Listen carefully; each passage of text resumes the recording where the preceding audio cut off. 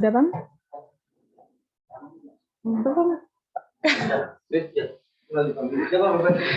Susunan acara ujian sidang promosi doktor atas nama Oldi Arnoldi Arbi, nomor mahasiswa P3C 118026, program studi Doktor Ekonomi Pascasarjana Universitas Jambi, Rabu 22 Desember 2021.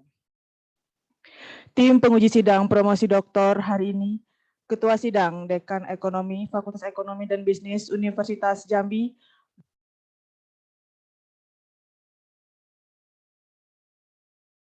Program Studi Doktor Ekonomi Fakultas Ekonomi dan Bisnis Universitas Jambi, Dr. Haji Zamzami, SEMSI.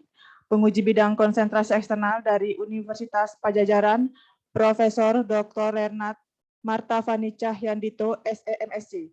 Promotor, Profesor Dr. Johannes, SEMS. Kopromotor, Dr. Andes Edward, MS, dan Dr. Sofia Amin, SEMSI. Penguji, Dr. Andes Syahmad Yakob, MBA, dan Dr. Haji Tona Aurora Lubis, SEMM. Saudara promovendus dipersilahkan memasuki ruang sidang.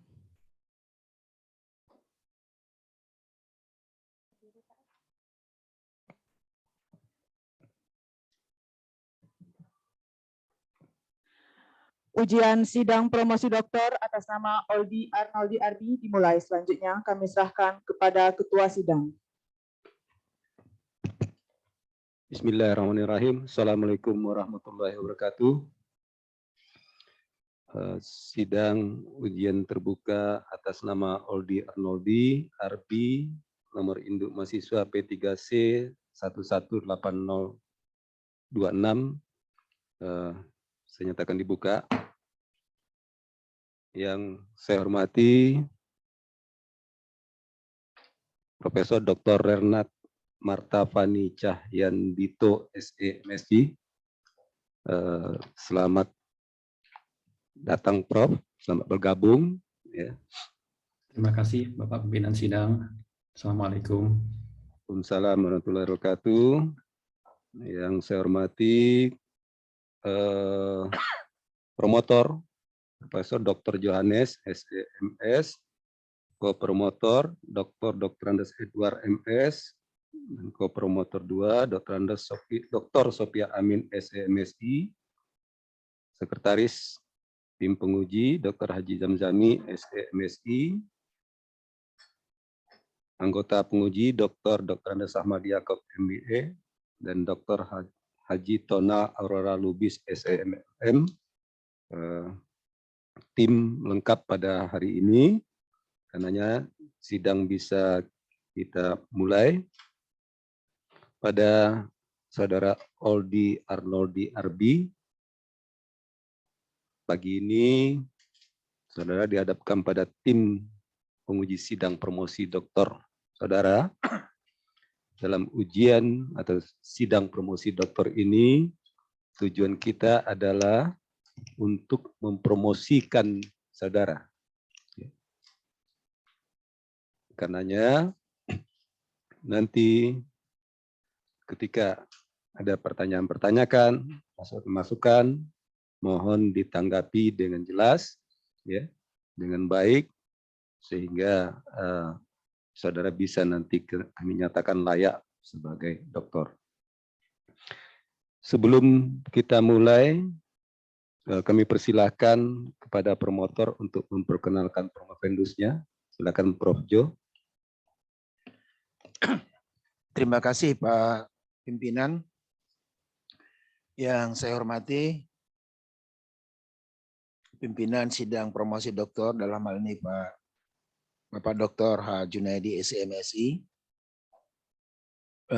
Terkhusus kepada penguji eksternal Profesor Dr. Renat Marta Fani Cahyandito.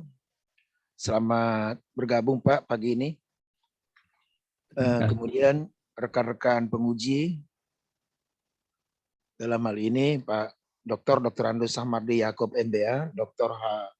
Haji Tona Aurora Lubis, dan rekan-rekan promotor lain, perkenalkan saya menyampaikan sekilas CV daripada Promopendus ini nama Oldi Arnoldi Arbi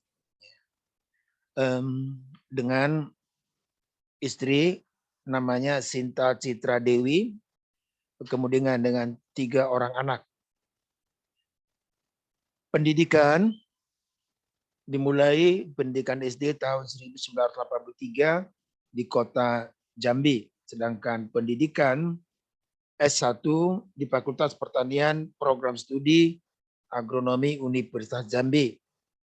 S2 Magister Manajemen Universitas Jambi dan S3 sejak tahun 2018 hingga sekarang.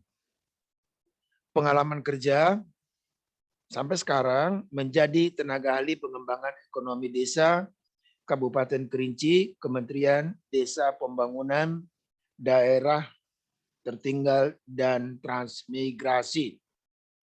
Dalam kaitan ini kami sampaikan bahwasanya Saudara Oldi Arnoldi Arbi ini adalah seorang yang pekerja keras karena di samping sebagai tenaga ahli seperti saya sebutkan, beliau meneliti tidak jauh dari bidangnya, yaitu pelayanan publik di pemerintahan pedesaan. Nah, dalam kaitan ini, berbagai upaya keras telah dilakukannya, terlebih melewati masa-masa pandemi seperti ini, beliau dapat melakukan tugasnya dengan baik. Selama ini, beliau juga memberikan kontribusi kepada pekerjaan penelitian yang kami lakukan dari skema pendanaan yang dari Universitas Jambi dan Fakultas Ekonomi. Di situ kita bisa melihat keseriusannya bekerja dan kemampuannya bekerja sama dengan tim yang notabene adalah dosen-dosennya juga. Jadi kematangan dia dalam meneliti teruji pada saat itu. Kami sampaikan juga bahwasanya pada sidang promosi ini, Saudara Oldi Arnoldi dapat mempertahankan, dapat berargumentasi secara akademis bagaimana motivasi pelayanan publik sebagai bagian yang bisa meningkatkan kinerja di pedesaan. Nah, saya tidak akan merumuskan apa temuan yang pada disertasi ini, tapi saya akan meminta Anda untuk dengan bangga menyampaikan temuan ini pada sidang yang terhormat ini. Demikian saya sampaikan Pak Pimpinan Sidang, dan atas perhatiannya kami ucapkan terima kasih.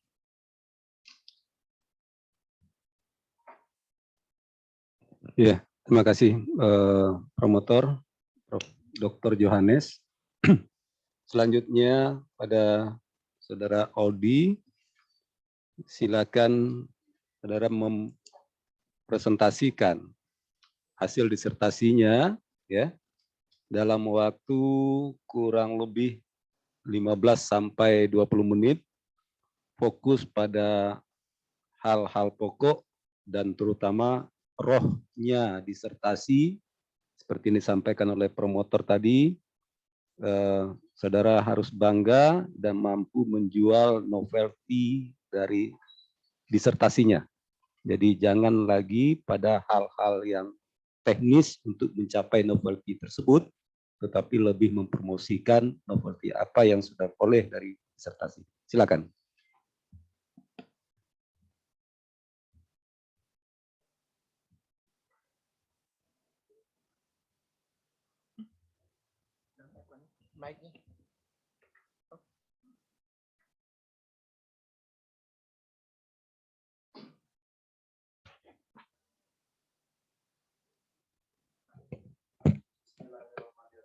Assalamualaikum warahmatullahi wabarakatuh. Alhamdulillahirabbil alamin. Allahumma sholli ala Muhammad ya Rabbi sholli alaihi wasallim. Rabbi fanfa'na bi barakatihim wahdinal husna bi hurmatihim. Yang saya muliakan dan yang amat sangat terpelajar, Bapak Penguji Utama, Bapak Prof. Fani Cahyandito yang saya muliakan dan sangat terpelajar Bapak Ketua Penguji, Bapak Sekretaris Penguji, dan Bapak Ketua Penguji yang saya hormati dan amat sangat terpelajar Bapak Promotor yang saya muliakan dan sangat terpelajar Bapak Kopromotor dan Ibu Kopromotor, serta yang saya banggakan Bapak Ibu yang hadir dalam sidang promosi ini. Izinkan saya, Oldi Arnoldi Arbi, memaparkan hasil penelitian kami dengan judul Motivasi Pelayanan Publik melalui Kepemimpinan Transformasional dan Budaya Organisasi pada Perangkat Desa di Provinsi Jambi. Bapak Ibu yang saya muliakan, penelitian ini kami memulai dari latar belakang jumlah desa yang ada di Provinsi Jambi sebanyak 1.399, dan pada tahun 2020 Kementerian Desa telah menerbitkan Indeks Desa Membangun dan Provinsi Jambi memiliki desa dengan kategori 87 desa mandiri, 285 desa maju, 871 desa berkembang, 154 desa tertinggal, dan 2 desa sangat tertinggal. Adanya 156 desa dengan kategori tertinggal dan sangat tertinggal merupakan masalah pengetahuan dalam penelitian ini. Banyak yang menyebabkan kenapa desa tersebut tertinggal dan sangat tertinggal. Salah satunya disebabkan oleh kinerja. Para peneliti terdahulu telah menemukan faktor yang mempengaruhi kinerja seperti inovasi, kompetensi, dan kepuasan kerja. Namun, kinerja juga mampu dipengaruhi oleh motivasi pelayanan publik, bahkan melebihi target yang dicapai dengan menggunakan OCB atau Organizational Citizenship Behavior.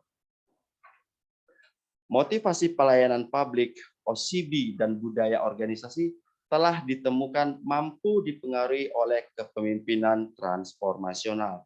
Namun, kepemimpinan transformasional juga ditemukan tidak mampu mempengaruhi OCB dan budaya organisasi. Adanya perbedaan pandangan antara hubungan tersebut, hal ini merupakan masalah teori dalam penelitian ini. Perumusan masalah. Bagaimana pengaruh langsung dan pengaruh tidak langsung hubungan kepemimpinan transformasional terhadap motivasi pelayanan publik yang dimediasi oleh budaya organisasi?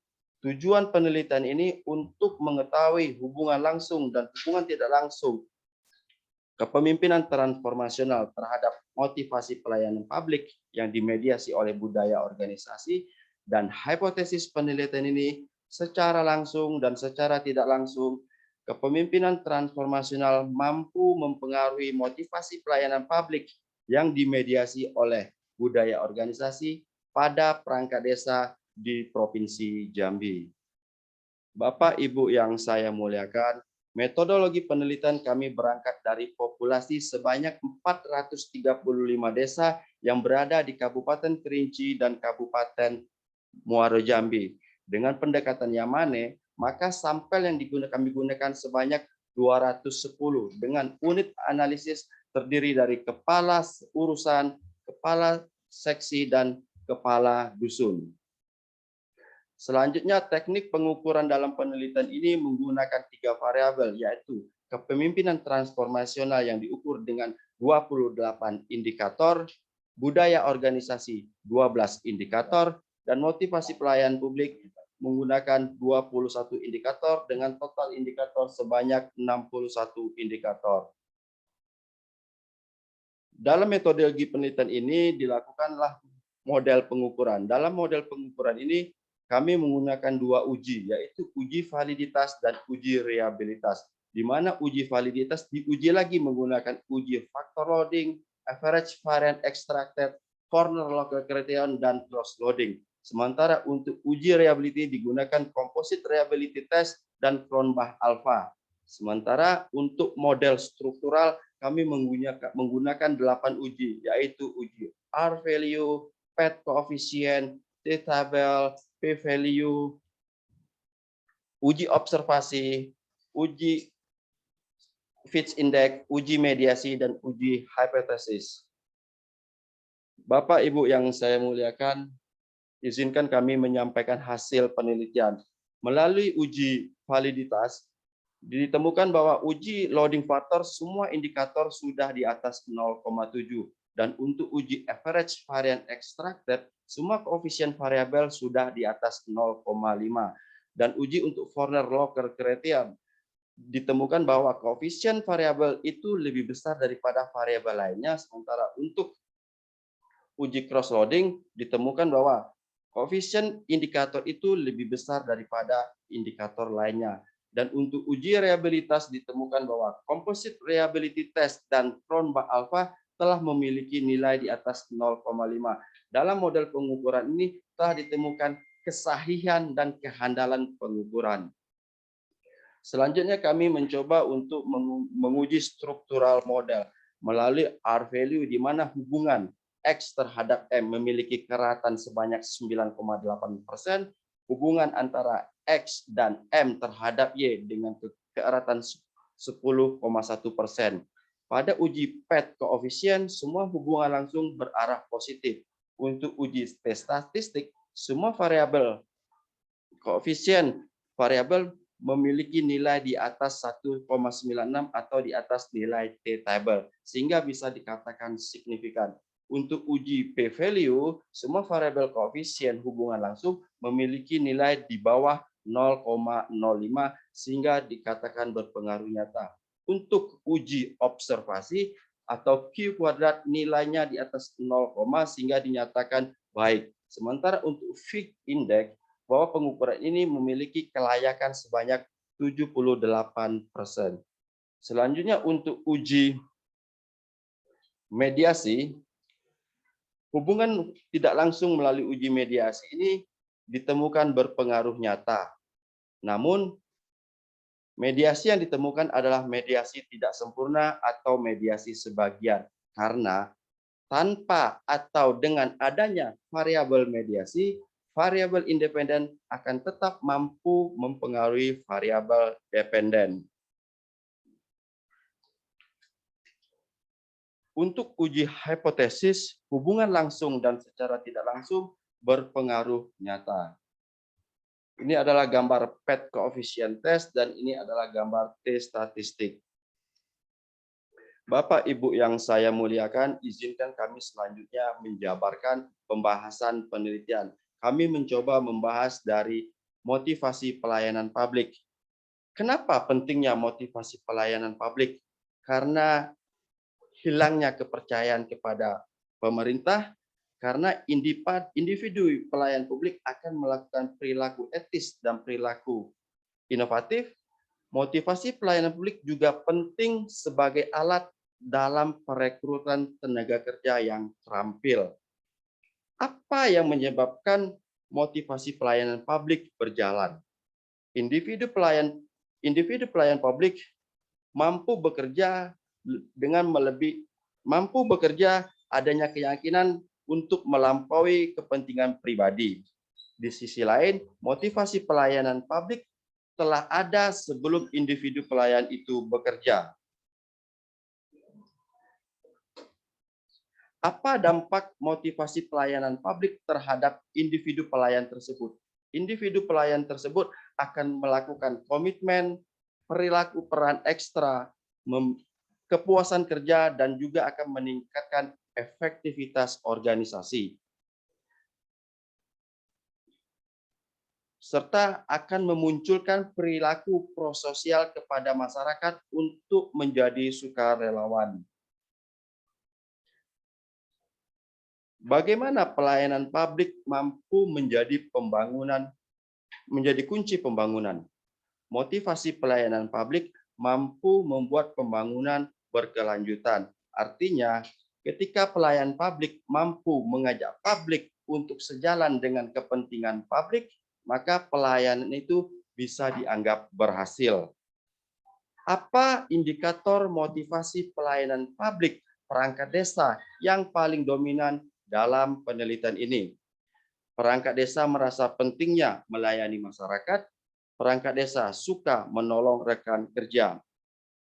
Bagaimana hasil penggabungan dimensi motivasi pelayanan publik dan dimensi OCB pada penelitian ini, dan bagaimana jika dibandingkan dengan penelitian terdahulu?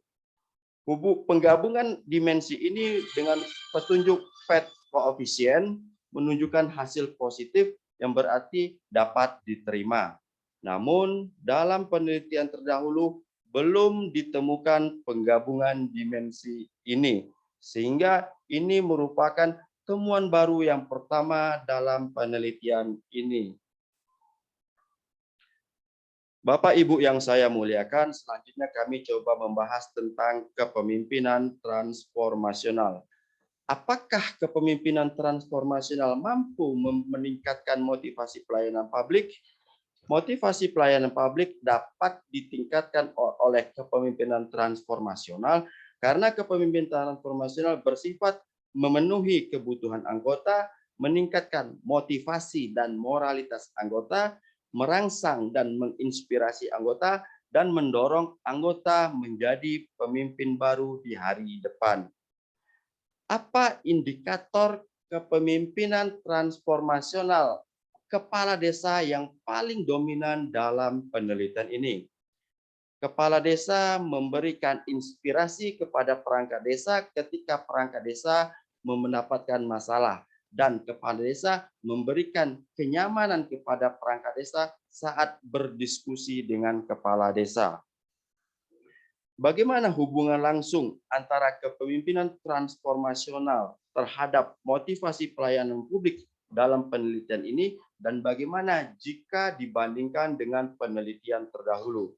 Hubungan ini ditemukan berpengaruh nyata dan telah didukung oleh peneliti terdahulu seperti Marquez, Genaro, dan Mio et al., namun menolak temuan dari Mandla yang menemukan hubungan negatif. Penelitian ini telah didukung oleh peneliti terdahulu, namun belum dapat disimpulkan. Hubungan penelitian ini banyak ditemukan pada perusahaan dan pemerintahan desa, belum ditemukan pada pemerintahan desa. Hal ini merupakan temuan baru yang kedua dalam penelitian ini.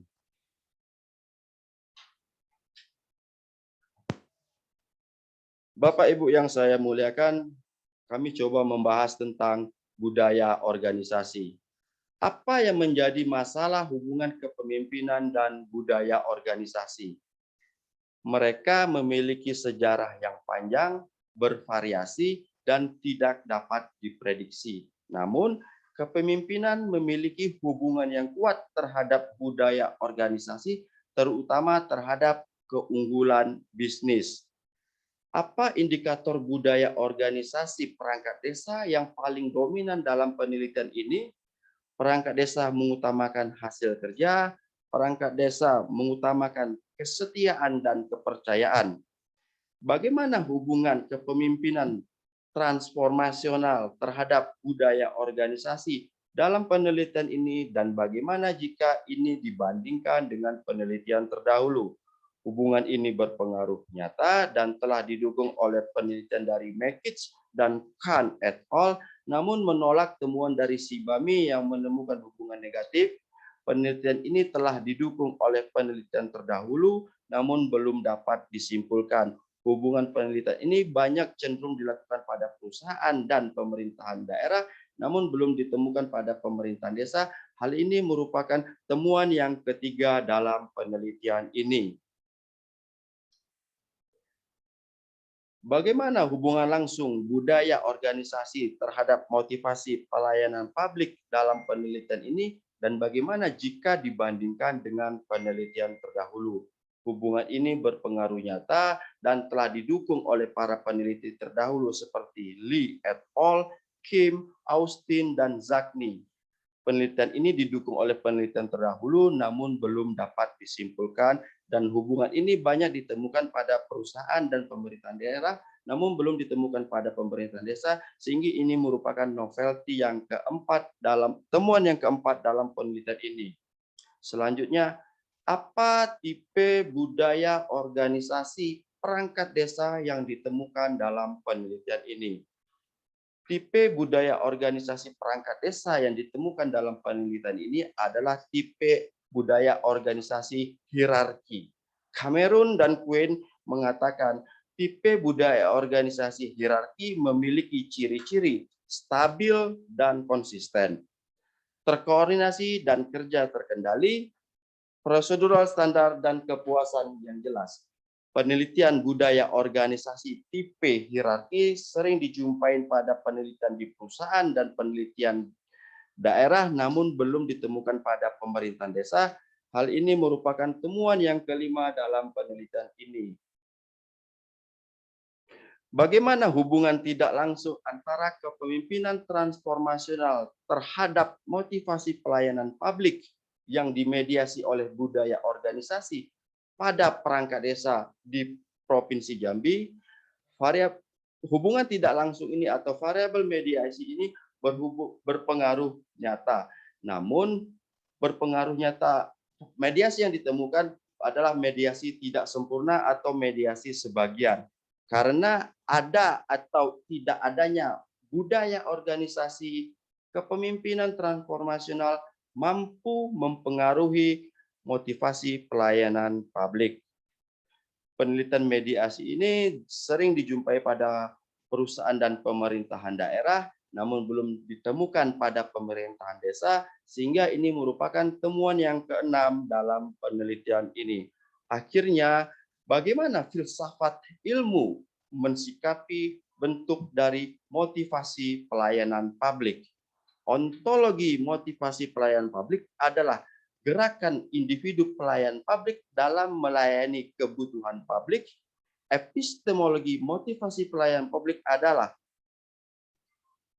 nilai penelitian dulu yang empiris yang dalam perkembangannya digunakan dengan hasil tepat sasaran sesuai dengan lingkungan yang berubah-ubah.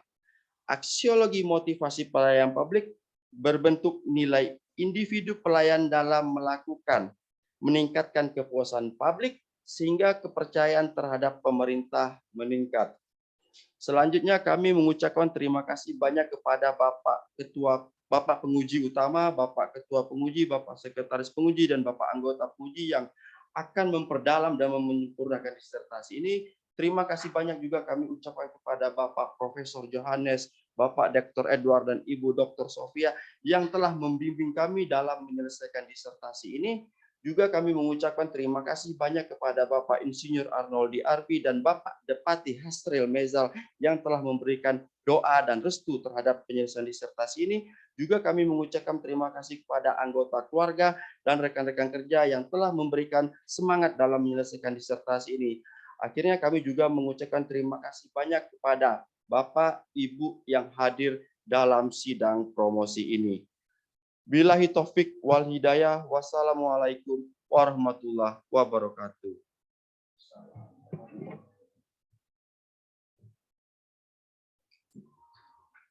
Baik, pas waktunya untuk Promovendus. Sebelum ke penguji eksternal, Prof. Dr. Renat Martapani Cahyandito, saya ingin sedikit mengulas terkait dengan novelty, saudara.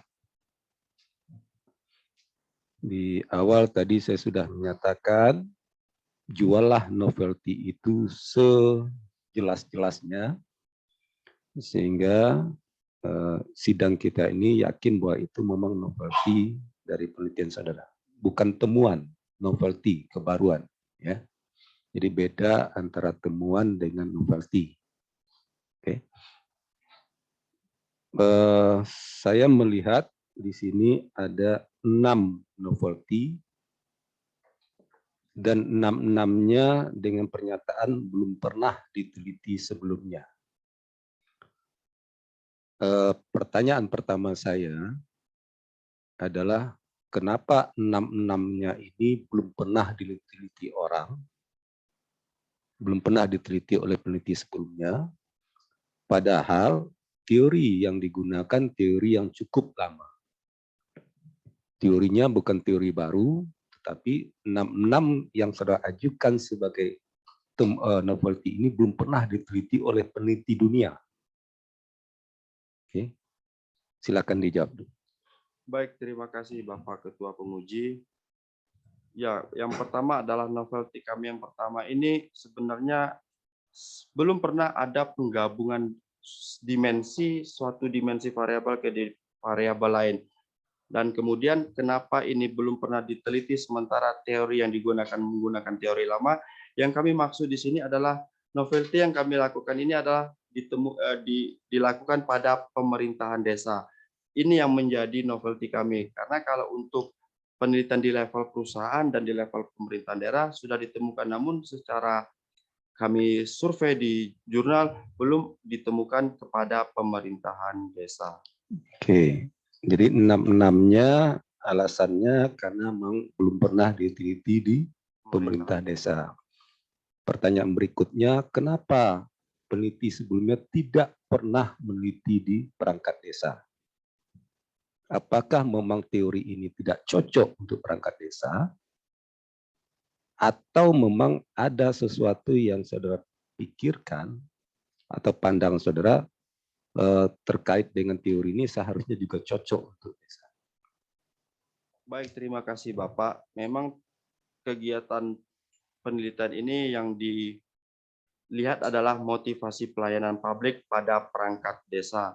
Karena pada saat tahun-tahun belakang ini sedang trending pemerintahan desa melalui skema dana desa, perlu sekali bagaimana membangun desa. Namun dalam kegiatan di lapangan, motivasi pelayanan publik belum begitu efektif dipakai dalam perangkat desa.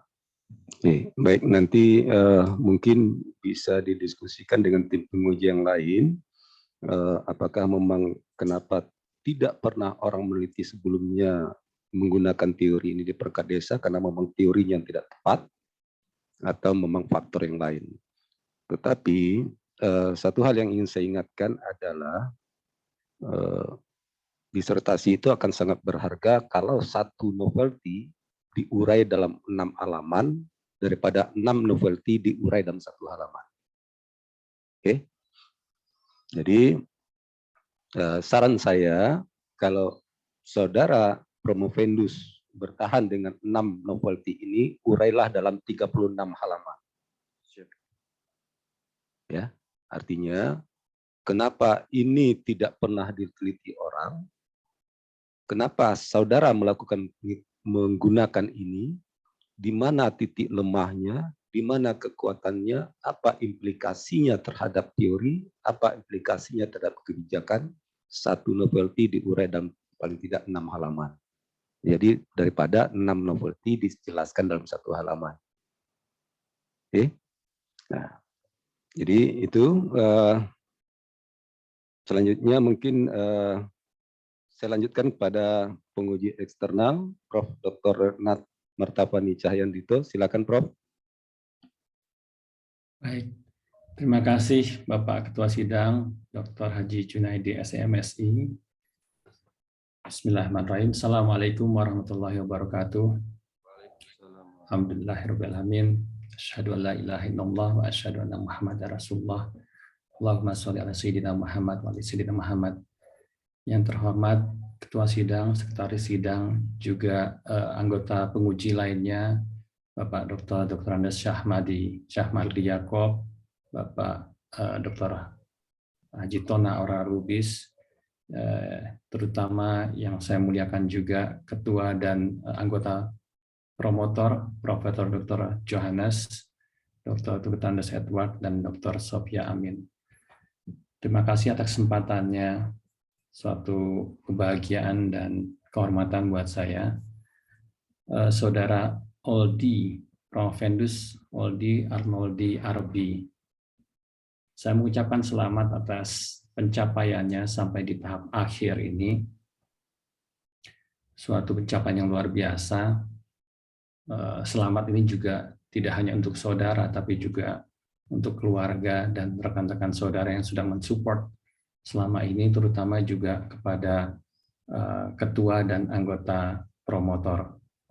Luar biasa penelitiannya mengenai pelayanan publik. Suatu hal yang sangat kita nanti-nantikan di era sekarang ini. Promovendus meneliti pelayanan publik melalui kepemimpinan transformasional dan budaya organisasi. Lokasinya di Provinsi Jambi, yang diteliti adalah perangkat desa. Saudara Promovendus, kita ini semua pelayan ya. Saya juga pelayan, saya PNS, pelayan publik, terutama pelayan mahasiswa. Apapun profesi kita melayani. Karena hakikatnya kita ini adalah giving ya, not receiving or taking gitu ya. Disertasi yang saudara buat ini mengenai bagaimana kepemimpinan, khususnya kepemimpinan transformasional dan budaya mempengaruhi pelayanan publik. Fokus pada kepemimpinan transformasional, itu gaya kepemimpinan yang saudara pilih.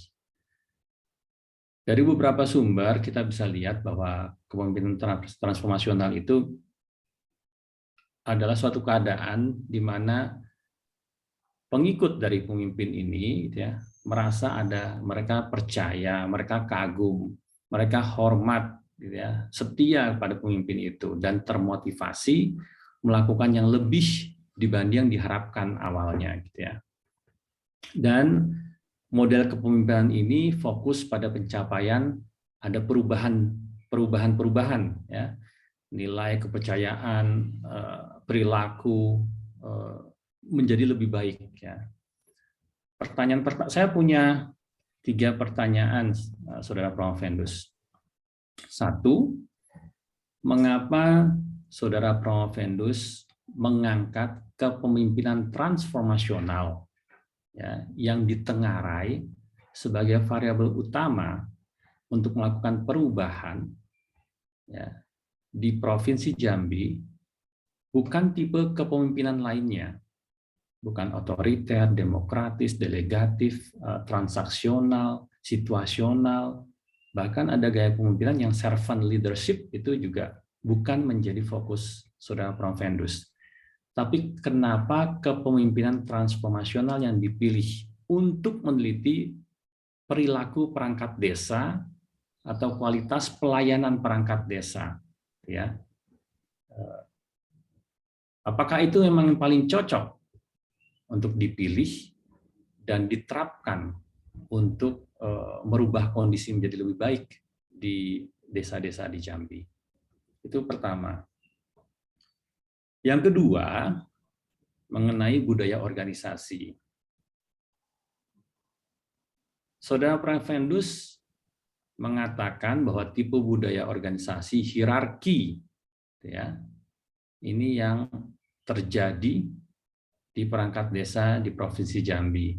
Stabil, konsisten, terintegrasi, terkoordinasi, pekerjaan terkendali dengan garis pengambilan keputusan yang jelas, ada SOP yang jelas, ada akuntabilitas. Artinya sudah sangat baik betul gitu ya, perangkat desa di Provinsi Jambi itu melakukan pekerjaannya untuk melayani masyarakat. Ya. Ini yang menjadi temuan saudara Promovendus, ada di kesimpulan dan saran gitu ya. Dibanding saudara Promovendus ada hal-hal lainnya, ada kebudayaan, clan culture, ada adokrasi. Clan culture itu tiap anggota organisasi ada rasa kebersamaan, kekeluargaan gitu ya. Si pemimpin dianggap sebagai mentor, bahkan figur seorang ayah. Clan. Ada adokrasi, ya, ada energi dan kreativitas di situ. Ada tipe kebudayaan market culture, ya. Ada persaingan, ada dinamikanya, ada pencapaian hasil nyata, fokusnya pada tujuan atau hasil. Tapi yang terjadi di perangkat desa di Provinsi Jambi adalah kebudayaan hierarki dilandasi struktur dan kendali. Pertanyaan kedua saya adalah, apakah ini memang budaya yang terbaik yang nantinya untuk diterapkan di Jambi. Ya. Apakah ini akan terjadi selamanya dan tidak perlu kita berubah ke bentuk budaya lainnya? Ya. Dan apakah ini bisa digeneralisir selain di Jambi, atau bahkan tidak hanya untuk perangkat desa di Provinsi Jambi, tapi juga koperasi di Provinsi Jambi? Bisa tidak begitu? Ya. Pertanyaan terakhir saya adalah, kalau kita merenungkan pola kepemimpinan Rasulullah SAW, ya, kita bandingkan dengan pola kepemimpinan perangkat desa di Jambi. Saudara Prof. Vendus di Saran mengatakan ada pelatihan-pelatihan. Saya menanyakan, kalau kita bandingkan hasil disertasi saudara di perangkat desa di Jambi, lalu bandingkan dengan pola kepemimpinan Rasulullah, apa yang harus diperbaiki? Yang harus diperbaiki itu saya yakin juga tidak hanya cukup dengan pelatihan-pelatihan, tapi juga ada faktor-faktor lainnya. Nah, bagaimana membangun sistem atau ekosistem tadi yang ideal gitu ya, untuk mendukung tercapainya pola kepemimpinan yang paling tidak meniru gaya Rasulullah. Itu 3 pertanyaan saya. Terima kasih, Saudara Prof. Vendus. Terima kasih Bapak penguji utama. Izinkan kami Bapak untuk menanggapi dari 3 pertanyaan. Yang pertama, kenapa memilih kepemimpinan transformasional? Kenapa tidak memilih transaksional? Kenapa tidak memilih otokrasi atau tidak memilih servant leadership? Bapak, dalam penelitian ini kami dalam kepemimpinan transformasional ini kami menggunakan model kuesioner dengan tipe full rank leadership. Di dalam full rank leadership tersebut ada tipe budaya kepemimpinan transaksional. Namun dalam penelusuran kami membaca jurnal-jurnal, ternyata bahwa banyak para peneliti terdahulu menggunakan kepemimpinan transformasional untuk sebagai model kepemimpinan. Kepemimpinan transformasional ini adalah kemampuan pemimpin untuk memahami nilai-nilai anggota, sehingga menurut Barnes mengatakan bahwa pemimpin mampu mengangkat mimpi siang bolong anggota menjadi di luar capaian yang didugakan. Artinya di dalam kepemimpinan transformasional ini ada yang namanya motivasi, menginspirasi, hal pengaruh yang ideal, merangsang kecerdasan, serta mendorong anggota untuk mampu menjadi pemimpin baru di yang masa datang. Kemudian pertanyaan yang kedua, budaya organisasi yang ditemukan pada perangkat desa dengan tipe hierarki. Sementara ada beberapa tipe budaya organisasi seperti klan, adokrasi, dan market.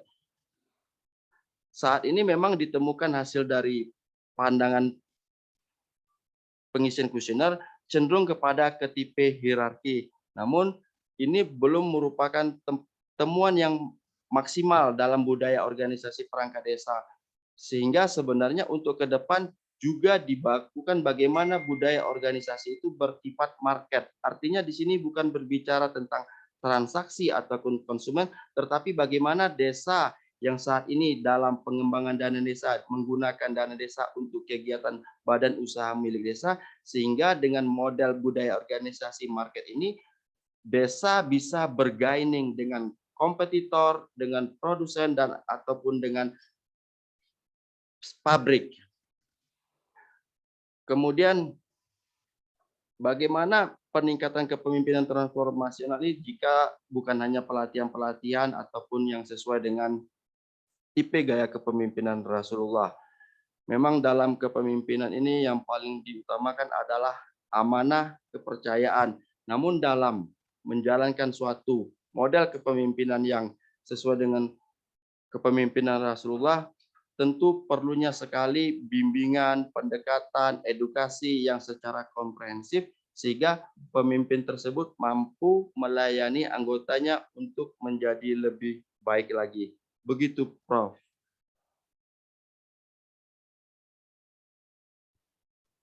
Baik, terima kasih pimpinan sidang. Ya, ada tanggapan lagi, Prof? Cukup. Apakah boleh terjadi tanya jawab di sini? Silakan, Prof. Oh Kalau ya, ada yang baik. Ada yang belum dijawab, Saudara Prof. Vendus. Artinya apakah ini bisa digeneralisir di tempat lain atau bahkan untuk korporasi di Jambi? Ya, ini bisa dijabarkan kepada tempat yang lain seperti di UMKM ataupun di ke usaha-usaha yang di level desa ataupun usaha-usaha yang ada di masyarakat umum. Artinya ketika kita mengenal budaya organisasi apa yang dianut dalam organisasi tersebut, kita akan melihat bagaimana peran ke depan untuk memperkuat budaya tersebut bisa memiliki keunggulan persaingan atau keunggulan bisnis jika itu melakukan suatu kegiatan yang bersifat komersil. Tetapi kalau sifatnya bersifatnya adalah formal, bagaimana organisasi budaya organisasi itu memberikan pelayanan prima dalam melayani publik. Baik, selanjutnya adalah pelatihan seperti apa yang dibutuhkan untuk menjadikan gaya kepemimpinan perangkat desa di Jambi menjadi gaya kepemimpinan transformasional. Baik, Prof. Tentu dalam pelatihan ini yang paling tepat adalah fokus bagaimana tipe seorang pemimpin dalam membangun visi serta mendorong anggota. Namun dalam pelatihan ini tentu bukan hanya sebatas pelatihan, setelah pelatihan tentu juga dilakukan pendampingan. Artinya ketika pelatihan kepemimpinan ini diterapkan kepada kepala desa atau kepada kepala perangkat desa, tentu juga perlu pendampingan dalam perjalanannya. Sehingga sebenarnya pelatihan adalah batu loncatan, tentu penting sekali pendampingan agar memperkuat ranah kepemimpinan itu bisa berjalan. Baik, terima kasih Saudara Prof. Vendus. Kalau tadi Ketua Sidang bilang bahwa 6 novel itu diperinci menjadi lebih detail lagi, maka saya mohon juga apa yang harus dilakukan untuk membuat perangkat desa lebih berkinerja lebih baik dalam gaya kepemimpinan transformasionalnya, itu juga didetailkan lagi karena penelitian saudara ini sangat bagus dan ditunggu oleh masyarakat, oleh perangkat desa di Provinsi Jambi, supaya langsung bisa teknis, praktikal, bisa diterapkan gitu ya, sehingga apa yang harus dilakukannya, pelatihan atau selain pelatihan, pendampingan, pembinaan itu juga didetailkan lagi. Terima kasih. Terima kasih Bapak Ketua Sidang.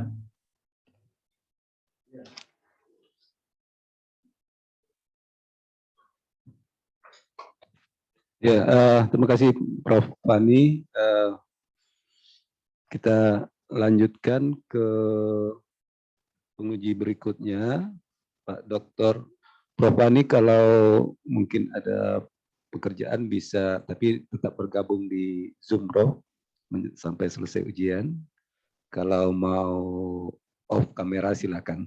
Baik, terima kasih. Terima kasih. Ya, terima kasih, Pak. Lanjut pada penguji berikutnya, Pak Dr. Andes Samad Yaakob, MBA.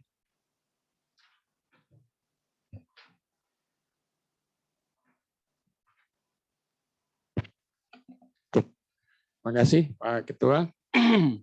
Selamat siang, Assalamualaikum warahmatullahi wabarakatuh. Terima kasih. Pertama saya akan langsung aja mengapresiasi apa yang sudah disampaikan oleh, dipaparkan oleh Saudara Oldi, ya, Saudara Oldi Arnold Arbi, terkait dengan disertasinya yang berjudul Motivasi Pelayanan Publik melalui Kepemimpinan Transformasi dan Budaya. Dan tadi sudah diskusi dengan penguji eksternal, beberapa poin yang memang sangat kita tunggu dari jawaban-jawaban saudara. Kalau dari model yang dilihat berhenti pada motivasi pelayanan publik. Ketika bicara kepemimpinan transformasi dengan pengaruh oleh budaya tadi. Nah, ujungnya sebenarnya, tapi ini saran saja, kita menyarankan ujungnya sebenarnya bagaimana kita untuk mengetahui dari motivasi pelayanan publik itu akan mengangkat daripada kinerja pelayanan publik tadi sendiri. Nah, sebenarnya kan ke sana yang harus kita ini kan. Mungkin di saran akan menjadi variabel yang akan menjadi penelitian selanjutnya. Ya, ini yang kita sarankan. Nah, pertanyaan saya sebenarnya dari temuan yang ada, memang belum kelihatan bagaimana memperkuat dari temuan-temuan tersebut secara kualitatifnya. Nah, ini yang karena terlalu kuantitatif sehingga lebih menunjukkan kepada angka-angka statistik saja. Nah, ini coba Anda bahasakan bagaimana kaitan motivasi pelayanan publik yang memang dipengaruhi oleh kepemimpinan transformasi melalui budaya. Tadi sudah disinggung bahwa apakah budaya di Jambi itu seperti ansihnya seperti itu, sehingga memang harus ada harus ada intervensi di dalam itu sendiri. Itu yang pertama. Yang kedua, tentu temuan-temuan tadi yang disampaikan oleh Pak Ketua dikatakan sebagai kebaruan adalah Anda tidak menunjukkan keberanian dalam mendisklaimer daripada penelitian Anda, temuannya apa, kebaruan dari, sehingga Anda, kalau kemarin kita bicara Ibu itu bicara bagaimana dia mendisklaimer bahwa kebaruannya itu menunjukkan ada teori yang katakan manajemen laba, ya, manajemen laba bagi bank syariah, perbankan syariah. Nah, bagaimana dengan Anda sendiri dari temuan? Nah, ini yang belum nampak dari gongnya, ya. Saya pikir cukup dua aja ya. Silakan aja. Baik, terima kasih Bapak. Izinkan kami coba menanggapi yang pertama tentang bahwa temuan ini lebih cenderung pada kuantitatif dan bukan kepada kualitatif. Saya coba mendeskripsikan bahwa memang motivasi pelayanan publik yang dipengaruhi melalui kepemimpinan transformasional dan budaya organisasi yang kalau kami tangkap ujungnya nanti adalah di situ dalam motivasi pelayanan publik, perangkat desa akan memberikan suatu ruang tempat pengaduan, memberikan ruang tempat kepada masyarakat untuk melakukan penyuluhan ataupun ruang tempat pelayanan administrasi dan juga melakukan suatu ruang tempat bagaimana masyarakat bisa diberikan konseling. Jadi dalam makna motivasi pelayanan publik, hierarkinya adalah di situ bagaimana perangkat desa bisa memberikan kepada masyarakat untuk tempat pengaduan, memberikan bimbingan dan pelayanan yang dibutuhkan oleh masyarakat. Kemudian juga bahwa untuk temuan terbaruan ini kami lebih fokus pada penggabungan dimensi daripada motivasi pelayanan publik dengan motivasi OCB, di mana dimensi OCB ini lebih cenderung kepada individu, sementara pada dimensi motivasi pelayanan publik ini lebih cenderung kepada publik atau umum. Sehingga dari penggabungan ini lebih kuat lagi apa yang didapatkan pada motivasi pelayanan publiknya.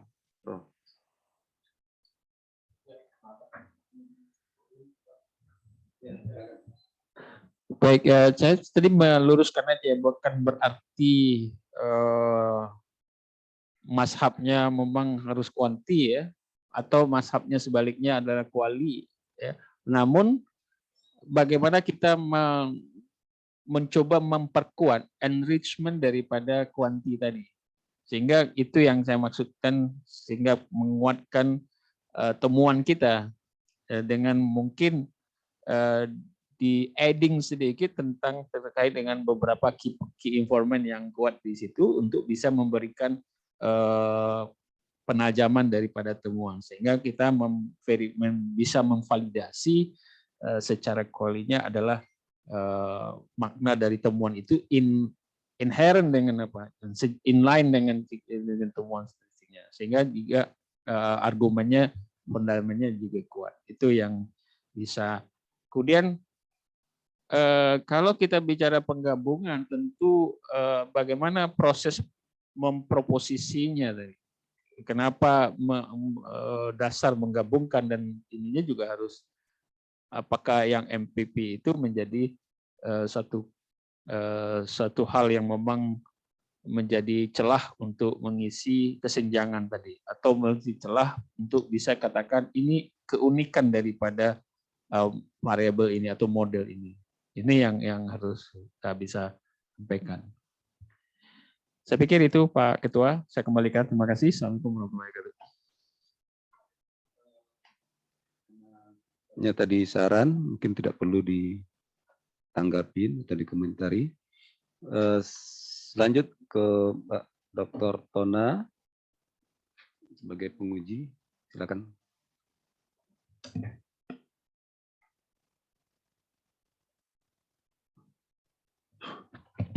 Bismillahirrahmanirrahim. Assalamualaikum warahmatullahi wabarakatuh. Yang saya hormati pimpinan sidang Pak Dr. Junedi, penguji eksternal Profesor Fani, yang saya hormati tim promotor Profesor Johannes, Pak Dr. Edward dan Ibu Dr. Sophia Amin, dan sekretaris Dr. Zamzami. Saudara Oldi, disertasi, sebuah disertasi itu diawali dengan kajian fenomena gap, decision gap, dan bahkan teori gap. Dan demikian juga harapannya output dari suatu disertasi juga menjawab dari hal itu. Ya. Jadi kalau fenomena gap itu akan menjawab dari kontribusi praktis dari suatu disertasi. Kalau riset gap dan teori gap memberikan akan menjawab atau mengeluarkan atau menghasilkan kontribusi teoritis dari suatu disertasi. Coba jelaskan pada saya secara lugas kontribusi praktis itu apa dari disertasi saudara, kontribusi teoritisnya apa. Jadi artinya kontribusi teoritis itu Anda bangun disertasi dari teori-teori ya.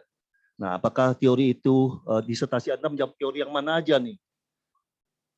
Dua ya. Yang ketiga adalah novelty suatu disertasi bisa saya bagi dari beberapa hal. Yang pertama, kebaruan teori, kebaruan konsep, kebaruan paradigma, kebaruan variabel, kebaruan indikator, kebaruan pola hubungan. Disertasi Anda di level mana, di tataran mana nih kebaruannya? Silakan. Baik, terima kasih Bapak. Izinkan kami untuk kontribusi praktis dalam penelitian ini diharapkannya nanti dari masalah yang ditemukan adanya 156 desa dengan status tertinggal dan sangat tertinggal bisa mengurangi nilai desa tersebut atau desa yang dengan sifatnya berkembang menjadi lebih baik atau menjadi mandiri. Untuk kontribusi teori di sini telah mendukung para peneliti terdahulu bahwa kepemimpinan transformasional mampu mempengaruhi motivasi pelayanan publik baik secara langsung atau dimediasi oleh budaya organisasi. Kemudian novelty kami ini pada kebaruan di level dimensi atau konsep suatu variabel tersebut, sehingga karena ini adalah suatu penggabungan dimensi dari dua variabel. Baik Bapak.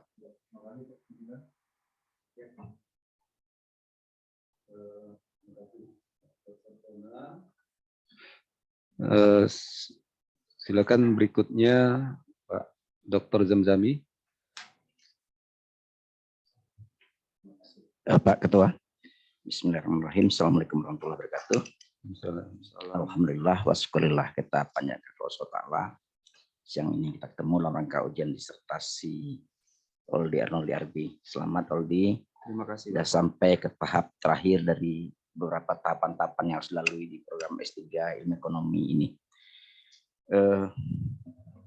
Saya melihat Oldi meneliti bagaimana materi pelayanan publik ya,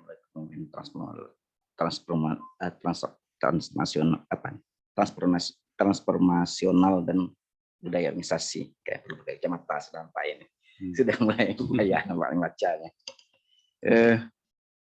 Saya melihat juga di awal Arnoldi membagi itu desa-desa itu menjadi mandiri, desa maju, desa berkembang, desa tertinggal, desa tertinggal.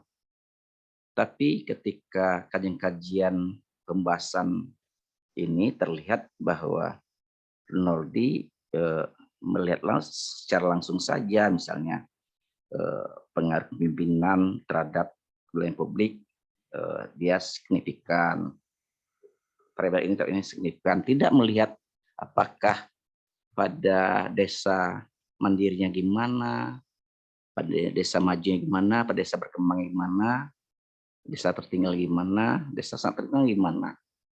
Coba bisa enggak lebih diuraikan lagi supaya kita bisa pas, oh ini pas cocok di desa yang sangat tertinggal, ini cocok desa yang mandiri. Gimana kira-kira? Iya, benar Bapak. Terima kasih untuk sarannya. Memang kami tidak memasukkan kepada masalah desa tersebut. Jadi nanti dalam perbaikan nanti akan kami coba bagaimana pola ini lebih tepat pada desa mandiri ataukah desa yang berkembang.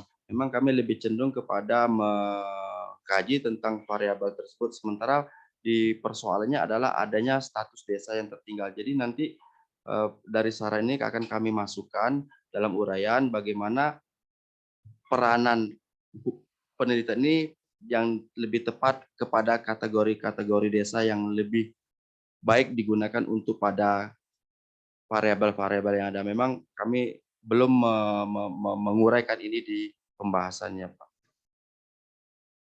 Begitu juga ketika Oldi mencoba mengambil sebagai sampel daripada penelitian ini sebanyak 210 itu ya. Oldi juga tidak membagi ya. Misalnya kan dia kan di Jambi ini ada sekitar 2%-an di desa ini. 15% secara proporsional dia. Itu desa mandiri semuanya yang agak sedikit. Yang desa-desa berkembang mungkin lebih banyak gitu ya. Tentu mungkin sampelnya lebih proporsional, mungkin sekitar 60%-an sesuai dengan proporsi masing-masing desa itu tidak dilakukan ya seperti itu ya? Tidak Pak, jadi memang kami tidak mengambil pada proporsi berapa desa yang berkembang, berapa persentase desa yang maju, namun kami secara general mengambil desa yang ada di Kabupaten Kerinci dan Kabupaten Muaro Jambi. Sehingga kalau kita menyimpulkan nanti variabel pengaruh pada desa-desa yang sudah mandiri mungkin nggak bisa juga karena tidak dilakukan seperti itu ya. Mungkin ini perbaikan-perbaikan untuk penelitian selanjutnya mungkin dia perlu direkomendasikan bahwa kelemahan penelitian ini dia tidak mencoba untuk melihat berapa proporsi masing-masing desa itu yang mandiri, yang berkembang, yang sangat tertinggal sebagai ini. Sehingga untuk penelitian selanjutnya perlu untuk mencoba melihat kondisi status desanya sehingga dia lebih baik apakah variabel ini pas di desa yang sudah maju atau sudah mandiri atau desa tertinggal. Saya pikir seperti itu mungkin rekomendasi yang lebih baik bagi Oldi mungkin saya pikir. Terima kasih Pak, nanti sarannya kami masukkan memang ini ya sebagai untuk dilakukan penelitian yang akan datangnya Pak. Oke, saya pikir cukup Pak.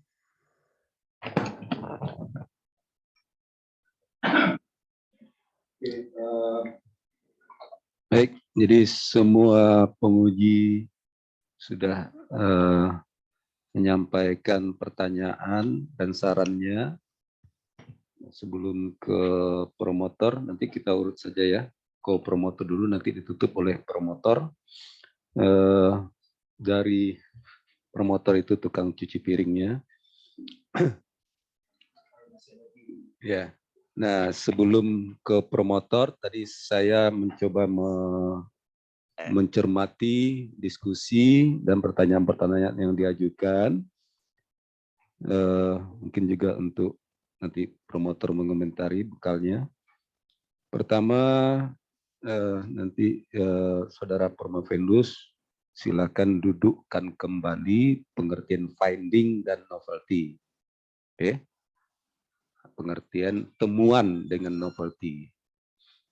Nah, tadi juga di Pak Dr. Samadi menyampaikan memang harus benar-benar duduk novelty-nya sehingga nanti bisa dijadi pengembangan untuk keilmuan praktisi seperti disampaikan oleh Pak Tona tadi, di mana sebenarnya novelty. Karena untuk kita ilmu sosial, satu novelty bisa menghasilkan satu artikel Scopus. Ini sudah berapa artikel Scopusnya? Belum. Sayang sekali kalau 6 novelty, ya 6 novelty harusnya 6 artikel Scopus. Kalau itu benar-benar novelty. Oke. Nah, didudukkan. Nah, jadi dudukkan antara finding, temuan dengan novelty. Yang kedua, orang nanti juga akan bertanya-tanya ketika membandingkan jumlah novelty dengan jumlah keterbatasan penelitian ini. Kalau saya lihat di sini, keterbatasan penelitiannya ada 4, novelty-nya ada 6. Bayangkan dengan 4 keterbatasan bisa menghasilkan 6 novelty. Padahal penelitian yang tanpa keterbatasan atau keterbatasan sedikit, novelty-nya cuma 1. Tapi ini ada 4 keterbatasannya menghasilkan 6 novelty. Jadi dirangkum, benar-benar dirangkum, sehingga nanti mudah-mudahan ini penelitian yang bagus, seperti yang disampaikan Prof. Pani tadi. Ini penelitian yang menarik, tetapi kemudian ketika mengeluarkan sesuatu hasil, itu benar-benar bisa menjadi satu dasar bagi peneliti-peneliti selanjutnya untuk mengembangkan. Peneliti selanjutnya tidak bingung lagi, ya, dia cukup mengembangkan satu kebaruan untuk menjadi mungkin nanti bisa jadi OD konsep. Nah, keluarkanlah OD konsepnya mana. Tapi kalau sampai 6 OD konsep 1, OD konsep 2, orang bingung. Ya, 1 aja, ya.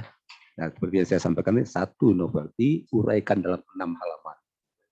Ya, jangan 6 novelty dalam 1 halaman. Oke. Selanjutnya pada mulai dari ini dari yang di daftar saya dari yang paling bawah, Bu Dr. Sophia Amin. Silakan.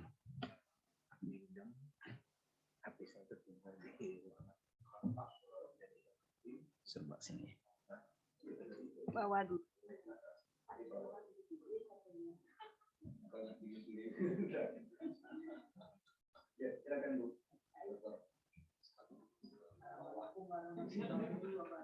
Waalaikumsalam warahmatullahi wabarakatuh.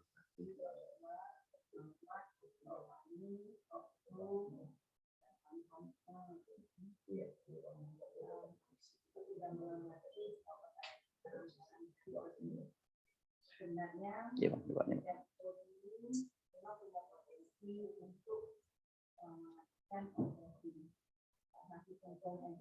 tentang motivasi pelayanan.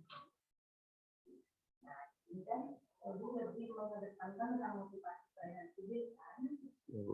Nah, jadi motivasi pelayanan publik mereka dengan motivasi pelayanan publik orang kan beda. Iya, Bu. Nah, dari situ aja motivasi dari menunjukkan perkembangan publik. Nah, kan kita tahu kalau terjadi desa itu tak banyak pesanan. Iya, Bu. Terus menghadapi orang desa. Iya. Nah, berarti di sini kekerasannya yang harus ditinggi, mindsetnya mau bekerja dari luar, mungkin harus diganti lagi ya lewat interview lah supaya lokal itu lebih nampak. Siap. Jadi memang ini spesifik di desa, pelayanan publik yang beda, kemungkinan transformasional yang berbeda. Kalau ini lebih dari role model, kita nih pemimpinan dari role model kan karena mereka kan tidak dia tidak melayani dengan baik kan. Nah, harusnya ini detailkan dalam di pembahasan ya. Oh ini memang beda dari lain. Kalau yang lain kan banyak di perusahaan. Iya, Bu. Yang lebih banyak motifnya itu kan finansial. Kalau ini motifnya memang lain kan. Dia memang punya mindset bahwa kerja itu saja. Mereka kan itu kan. Iya, Bu. Nanti kelas. Nah itu harus di pertanyaannya dari novel ya. Siap, Bu.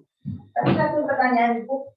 Di sini kan Odi menemukan kepemimpinan transformasional itu berpengaruh positif dan pendidikan terhadap motivasi pelayanan. Ini penemuan Odi kan. Tapi ada juga di penelitian lain sepertinya transformasi berpengaruh positif tapi tidak signifikan Iya, Bu. terhadap motivasi kalian. Itu nggak kasih argumentasi. Kenapa itu bisa terjadi? Baik, terima kasih, Bu. Ada temuan yang menyatakan berpengaruh nyata namun tidak signifikan. Di sini adalah kalau sepengetahuan kami yang kami tahu bahwa ketika berpengaruh nyata dan tidak signifikan itu kami mencoba merunut kepada nilai berpengaruh nyata karena nilai p-value-nya di bawah 0,5.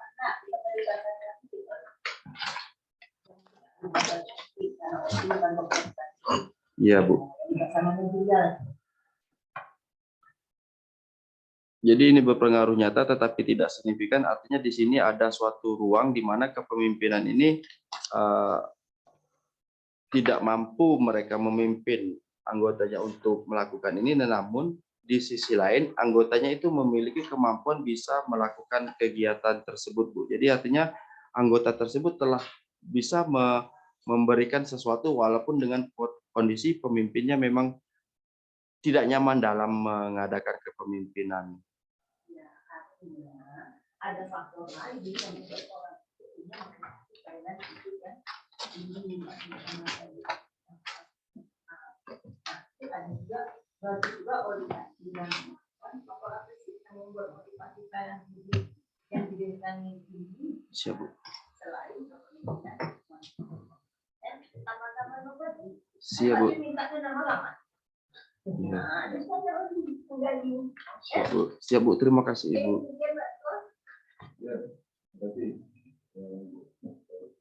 Kita tunggu 6 halamannya untuk satu novelty. Bukan 6 novelty satu halaman. Oke, kita silakan lanjut. Kita lanjutkan dengan Pak Dr. Edward. Assalamualaikum warahmatullahi wabarakatuh. Juga kepada Prof. Pani Cayantito sebagai penguji eksternal, kami juga memberikan ucapan terima kasih atas banyak sekali ya masukan-masukan ya, komentar yang sangat berharga sekali bagi perbaikan ya naskah dari Promopendos kita pada hari ini, yaitu saudara Aldi ya. Baik ya, Aldi, tadi Bapak juga menyimak ya apa yang ditanyakan gitu ya. Kemudian akhirnya kalau Bapak terpulang kepada yang pertanyaan kedua tadi ya dari Prof. Fani tadi itu mengenai budaya begitu. Nah, barangkali ini juga bisa ya potensi untuk novelty sebetulnya begitu ya. Dalam pengertian seperti ini kira-kira. Memang selama ini budaya kalau kita merujuk kepada Cameron dan Quinn itu memang sebetulnya tipologi budayanya itu kan ada tadi yang 4 itu gitu ya, adokrasi, budaya klan ya, budaya hierarki dan budaya market culture gitu apa gitu. Nah, namun si Aldi ini lebih sepertinya ya berat ke hierarki. Sebetulnya penjelasannya tidak harus menyebutkan itu hierarki karena itu budaya itu adalah kumpulan dari nilai-nilai yang 4 itu gitu ya, perpaduan dari nilai-nilai yang 4 itu. Jadi makanya sebelumnya Bapak pernah menyampaikan kepada Aldi itu buatlah sebuah profil budaya gitu. Nah, barangkali profil budaya inilah yang nantinya bisa kita jual begitu ya, kita kepada begitu ya. Pada khalayak ini loh profil budaya dari katakanlah perangkat desa begitu ya yang didominasi. Sebetulnya ada kata dominasi ya, didominasi oleh nilai-nilai. Ya, nilai-nilai apa? Misalnya di sini nilai hierarki dan nilai katakanlah tadi lupa apa namanya Audi mengatakan mungkin nilai klan ya apa namanya itu. Ya, nilai klan. Nah, di sini sebetulnya penjabarannya bisa lebih berhalaman-halaman itu nilai klan itu. Karena nilai klan itu nilai kekeluargaan. Itu memang karakteristik desa gitu loh. Nah, di situ sebetulnya menjabarkannya.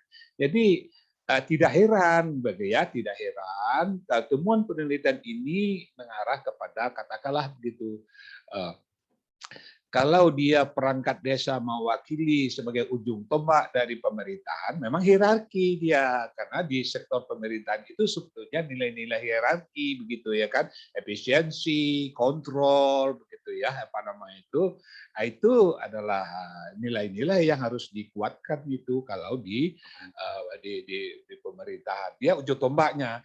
Tapi karena desa itu juga kental dengan katakanlah keakraban seperti sebuah keluarga begitu. Perangkat desa itu sebetulnya kan mereka itu satu sama lainnya itu kan apa namanya seperti kerabat dekat lah gitu.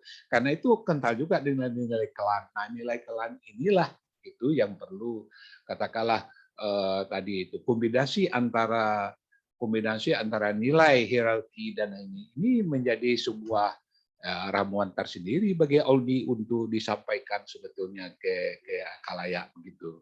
Nah, kemudian pertanyaan ini belum dijawab tadi. Apakah nilai-nilai hierarki atau nilai klan tadi yang seperti profil perangkat desa itu koheren dia dengan katakanlah nilai-nilai yang lebih luas di Provinsi Jambi ini. Nah, itu perlu juga misalnya apakah nilai-nilai hierarki nilai klan ini misalnya koheren dia dengan nilai-nilai katakanlah begitu adat Keci, adat di Moro Jambi misalnya apa segala macamnya, itu bagus itu dia Pak. Karena pada level internasional pernah ada riset-riset seperti itu misalnya. Di Turki begitu ya, karena paternalistik gitu ya, paternalistik, lalu hasil penelitian di sebuah perusahaan ternyata koheren dengan budaya bangsanya.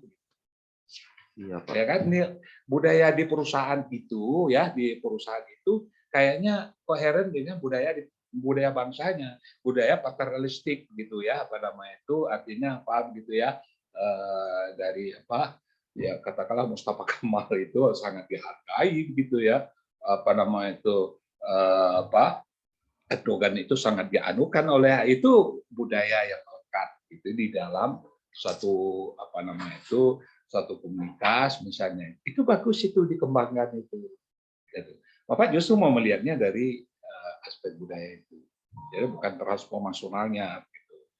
Nah, ada lagi yang agak sedikit perlu penjelasan lebih lanjut gitu ya oleh Odolbi nanti di ini. Sebetulnya pada level disertasi menarik untuk mengatakan misalnya, agak aneh begitu misalnya, ya kan? Sementara kepemimpinannya transformasional, namun budayanya hierarki. Gitu. Agak aneh gitu loh, ya kan? Kalau transformasional gitu, budayanya agak lebih didominasi budaya klan misalnya, atau budaya adokrasi, ya karena transformasi itu membawa orang untuk berinovasi, gitu loh. Nah itu, tapi karena tadi narasi dari Aldi itu adalah lebih menjual pada hierarki, padahal masih ada nilai-nilai dominan lainnya yang luput ya dari apa sehingga kepemimpinan transformasional sebetulnya adalah matching dia dengan budayanya. Iya. Nah itu dibuat lagi lah narasinya supaya apa namanya ya. Oke itu saja ya ya. Terima kasih banyak Bapak. Baik itu saja dari saya Pak. Ya. Terima kasih.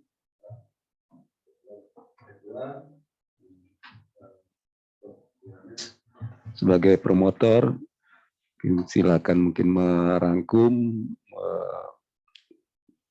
hasil dari semua pertanyaan dan pembahasan tadi. Silakan, Prof. Ya. Terima kasih Pak Pimpinan. Arnoldi, koheren itu tahu nggak artinya? Koherensi. Iya, apa? Merekat, saling berhubungan. Inkoheren, jadi artinya seperti antara air dengan apa yang dilekatkannya, jadi melekat, keterkaitan kalau bahasa lain. Itu arti yang paling bawah. Jadi koherensi itu, nah, jadi kalau membaca teori orang yang mencari kebenaran, the theory of truth, salah satunya coherently theory. Yang kedua, korespondensi. Kalau dikatakan ibu kota Indonesia itu Jakarta, nggak ada, karena secara legal kita menyatakan memang ibu kota Indonesia di Jakarta. Itu namanya correspondent with. Profesor Johannes adalah ketua prodi ketika saya kuliah. Itu nggak bisa dibantah karena SK-nya begitu. Ya, itu correspondent with. Nah, jadi coherently itu berada dalam suatu struktur di mana satu dengan yang lain menerima itu sebagai satu struktur yang benar, yang bagus, ya. Nah, memang kelemahan seakan-akan kalau Anda uji hipotesis diterima semua, seakan-akan findingnya itu bukan, ya, findingnya bukan yang itu, ya. Nah, findingnya justru kita yang menawarkan finding ini kepada audiens kita. Ya, audiens kita itu siapa, ya? Nah, kita menawarkan. Saya tadi pagi barusan di kelas ini menceritakan. Saya diwawancarai orang desa karena keponakan saya bilang saya kerja di Unja. Pertanyaan begini, Bapak di Unja sebagai apa? Kata. Aduh, ngapus dada saya. Saya katakan sebagai dosen. Iya, kita harus jelas karena Unja itu bisa dosen, bisa pegawai. Kata. Bapak kalau dosen ngajar di mana? Di Telanai atau di Mandalo? Ngapus dada lagi sekali lagi. Saya katakan di dua-duanya. Ya, kita kan harus tahu juga katanya. Tetapi kalau kita berpikir secara koheren, itulah yang mereka tahu. Untung nggak ditanya, Bapak jabatan fungsionalnya apa? Gitu. Itu tidak terucap karena mereka nggak ngerti bilang jabatan fungsional. Nah, jadi artinya kita nggak bisa menerima praktek itu dengan mengatakan dasar orang dusu, Betayu, macam itu. Nggak bisa. Karena saya berperspektif, oh inilah yang mereka tahu. Ya, inilah yang mereka tahu. Nah, ketika kita berhadapan dengan desa, ya ketika kita berhadapan desa, kita juga harus merendahkan diri. Apa sih yang mereka tahu tentang public motivation? Ya, apa sih yang mereka tahu tentang public motivation? Apa sih yang mereka tahu tentang organizational behavior? Yang kemudian oleh bimbingan saya sekarang dikatakan menjadi environmental OCB. Saya ulangi ya. Ini kan baru tentang organizational behavior. Tapi si Reza sudah meningkatkan OCB itu menjadi environmental OCB. Itu menjadi satu konsep dia. Nah, ya dari Malaysia waktu itu kita turunkan, nah akhirnya ketemu itu. Jadi dia tidak asal OCB, tapi bagaimana OCB dalam bentuk environmental. Nah, kita tunggu dia. Kemarin dia udah menghadap ini, cuman karena dia sudah menjadi ketua dua ya Reza, wakil ketua di DPR ya begitulah. Ya sibuklah inilah. Untung dia tidak membawa dirinya sebagai wakil ketua berkunjung.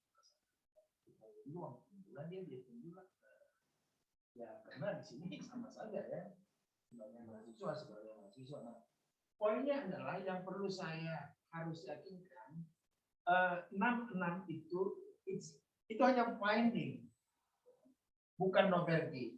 Tadi pagi saya mencari apa sih arti kata novelty. Saya buka kamus di kamus online. 2 ternyata arti novelty. Novelty itu ternama karena keterangan, tetapi berbeda dengan yang lain, differ. Nah, jadi sesuatu temuan kita itu bisa dikatakan novelty bila mana kita bisa membedakan dia dengan yang lain. Jadi virus corona itu dikatakan novel. Kenapa? Karena semua meyakini dia punya perbedaan dengan virus yang lain. Ya.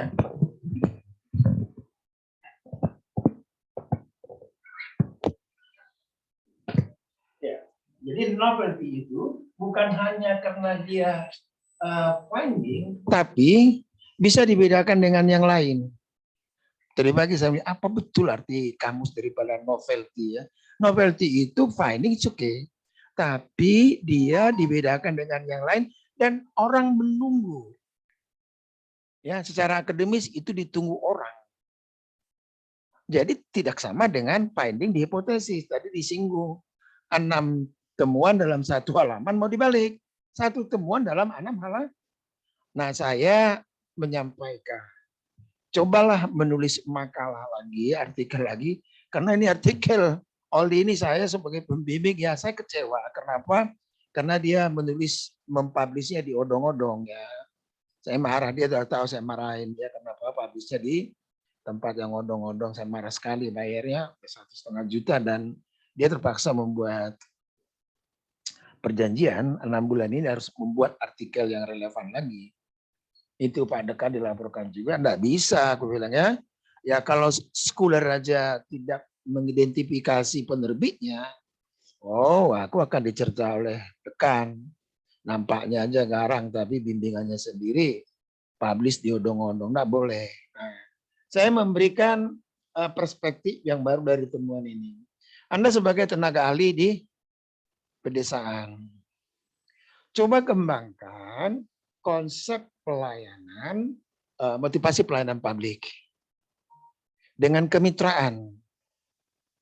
Sayang di sini status Anda sebagai tenaga ahli di pembangunan pedesaan tidak kelihatan. Ya, penjelasannya itu tidak kelihatan. Desa itu seperti apa sekarang di mata seorang tenaga ahli pendampingan desa tidak kelihatan.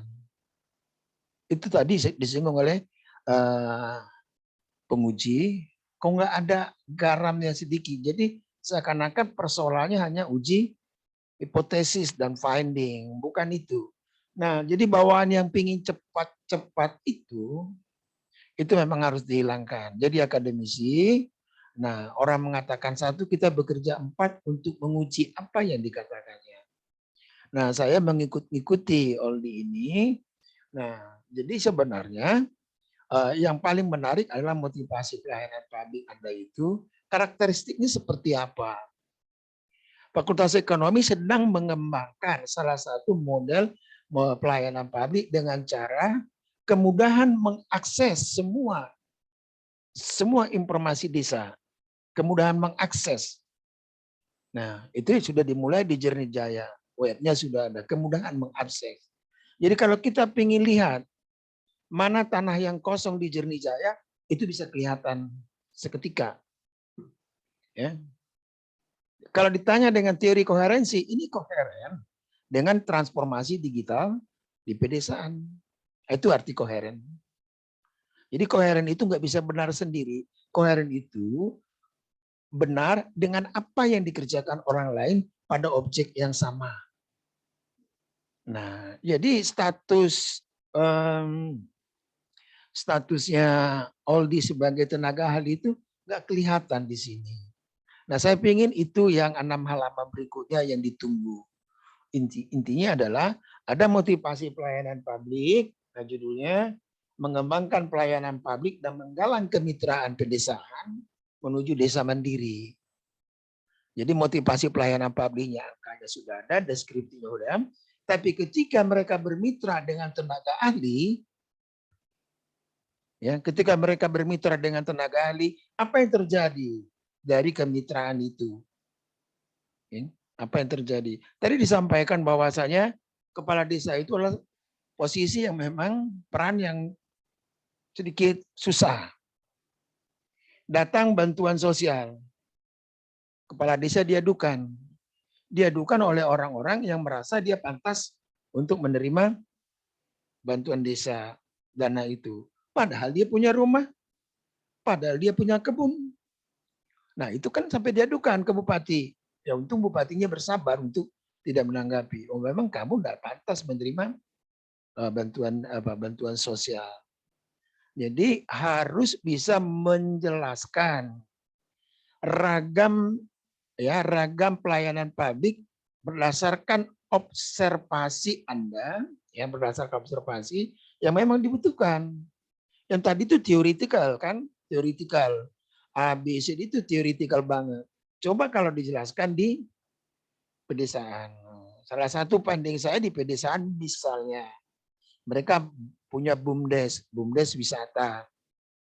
Terus saya bilang, bagaimana bagi hasilnya dengan pemerintahan desa? Nggak ada Pak. Terus siapa yang ngasih mereka kerja? Orang yang kerja itu dapat duit dari mana? Ganti-gantian. Kalau datang orang, tiketnya itu dibawa pulang lah katanya. Nah, kacau kalau begini. Nah, artinya apa? Peran daripada pemerintahan desa untuk meyakinkan bahwasanya tidak boleh karena dana desa ini digunakan untuk pelayanan wisata. Desa sebagai pemerintahan harus berbagi pendapat. Jadi laporan yang kamu sampaikan itu kan banyak itu desa yang belum menyampaikan. Nah, itu menjadi informasi penting. Nah, jadi saya tunggu ini yang 3 bulan ini ya. 3 bulan ini saya tunggu satu makalah yang intinya adalah bagaimana bentuk-bentuk motivasi pelayanan publik. Kalau tadi Pak Edo mengatakan ada kultur ya. Itu berat, saya tahu itu berat kajiannya itu. Tapi karena kamu adalah pendamping desa, jadi muatlah, interviewlah ada berapa desa, yang desa yang ada di luar Kerinci bisa di skip. Jadi motivasi pelayanan publik itu terjadi di desa Kerinci. Saya tunggu itu 3 bulan ke depan, konsultasi terus dengan saya, karena saya tidak mau men-skip. Saya yang mengkhususkan orang harus diskopus minimal ke sekuler, ternyata bimbingannya sendiri tidak terkendali. Apa kata orang tentang aku ya? Ini. Saya kira itu Pak Dekan lebih kepada memotivasi Oldi ini. Terima kasih. Jo, kalau jurnal abal-abal 1.500.000 kemahalan. 300.000 bisa. 2 hari terbit. Oke, jadi Romo Vendus tadi walaupun kita seperti santai, tapi sebenarnya itu adalah serius ya. Saya malah menantang juga. Saya tunggu yang 6 halaman itu akan saya hakikan, bukan ini yang saya hakikan. 6 halaman yang bercerita untuk satu novelty itu, 6 halaman itu aja kita hakikan. Berani enggak? Nah, itu. Artinya di 6 halaman yang saya tunggu tadi, Promovendus sudah punya satu konsep yang bisa dijual dari ini. Jadi bukan disertasi yang 150 halaman ini yang kita noveltikan, yang 6 halaman. Oke. Oke, baik Bapak Ibu, kita sudah ujian selama 1 jam setengah lebih. Saya pikir mungkin tidak ada lagi yang pertanyaan atau tanggapan atau saran. Karenanya sidang akan saya skor untuk pemberian nilai. Skor sidang untuk pemberian nilai. Saudara Promovendus dipersilahkan meninggalkan ruang sidang.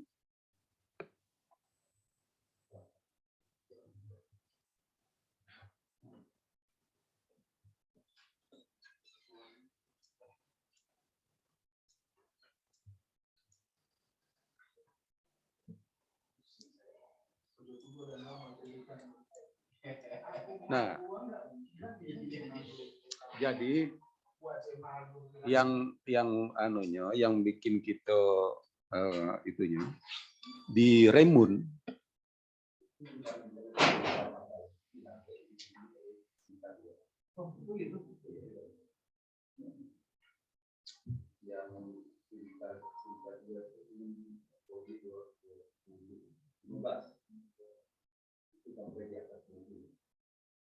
itu yang perlu kita diskusikan. Jadi kawan-kawan validasi itu kerja keras lah. Mereka mahal sekali. Karena kan nggak beda aja sama pemain. Ya bisa bilang dikasih nama kamu boleh lah, tapi periksa dulu. Itu nggak terima di sekolah. Jawabnya kok. Bapak bilang boleh lah. Itulah boleh lah kamu pilih itu, tapi periksa dulu. Tapi nggak didengar. Validasi apa kok? Namanya psikoterapeuta. Di Remun itu kan ada kawan-kawan yang kerjanya dalam validasi. Oh gitu ya. Jadi periksalah, kliklah, bawalah ke school, Sekolah minimal. Ambal-ambal dikasih nilai 20 kan kacau. 20 kali kalau 600 meter kepala. Jadi besar di atas 700 kali 24 juta. Ya itu yang tadi itu namanya ironis. Ironik. Sudah dipanggil lagi Pak Prof. Aninya? Itu yang mau kita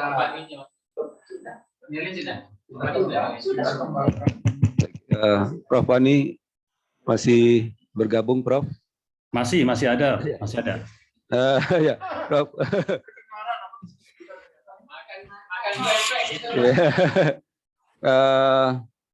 Kalau sudah ada COVID nanti ke Jambi, Prof. Insya Allah, amin ya Allah ya Rabbal alamin. Jadi, mudah-mudahan lah. Ya.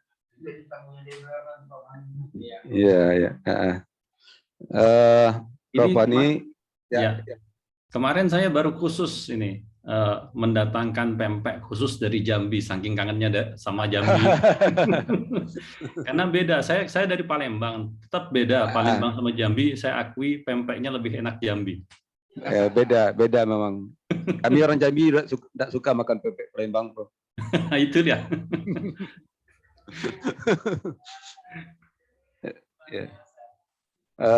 Prof, jadi kita tadi sudah selesai ujian, mahasiswa sudah kita skor, sudah keluar. Ya. Nah, sebelum kita putuskan, kami ingin mendengar dulu pandangan dari Prof terkait dengan promovendus kita ini. Silakan, Prof. Ya, terima kasih. Jadi saya mengikuti beberapa kali persidangan, tidak hanya di Pajajaran, tapi juga di beberapa kampus lainnya. Memang ada beberapa perbedaan mengenai gaya sidang, ya.